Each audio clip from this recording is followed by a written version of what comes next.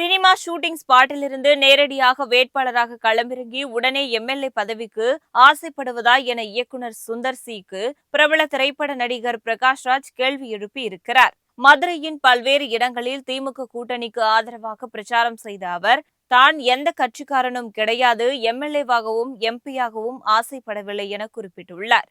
எந்த ஒரு அரசியல் பிரச்சினைகளுக்காகவும் மதுரை மக்களுக்காகவும் குரல் கொடுக்காமல் வேட்பாளராக அறிவிக்கப்பட்டதுமே எம்எல்ஏ ஆகிவிட வேண்டுமென ஆசைப்படுவதா என மதுரை மத்திய தொகுதியில் போட்டியிடும் திரைப்பட இயக்குனர் சுந்தர் சிக்கு அவர் கேள்வி எழுப்பினார். புதிய நீதி கட்சி சார்பில் போட்டியிடும் தாங்கள் இவ்வளவு காலம் அங்கு என்ன செய்தீர்கள், அதன் கொள்கை என்ன, சினிமாவில் இயக்குனராவதற்கு எத்தனை விஷயங்களை எவ்வளவு கஷ்டப்பட்டு கற்றிருப்பீர்கள், ஆனால் உடனே எம்எல்ஏவாகி விட ஆசைப்படுவதா, மதுரை மக்கள் என்ன ஏமாளிகளா என்றும் பிரகாஷ்ராஜ் கேள்வி எழுப்பினார். கடந்த சில வருடங்களாகவே பாஜகவை கடுமையாக விமர்சித்து வரும் பிரகாஷ்ராஜ் இந்த முறை தமிழகத்தின் பல்வேறு பகுதிகளுக்கும் சென்று திமுக கூட்டணிக்காக பிரச்சாரம் செய்து வருகிறார்.